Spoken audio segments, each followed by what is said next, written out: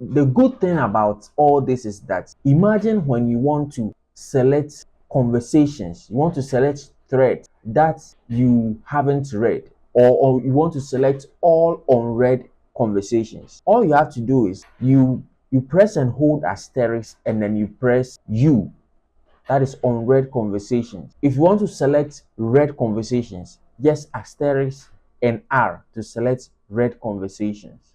In that order, all these features are here for us to take or make the most of as we use our Gmail account. Someone will say, how do I grasp all these shortcut keys in my head? Just as we started bit by bit with Microsoft Office shortcut keys, we can do the same by practicing. But there's a way we can customize the shortcut keys to our preference.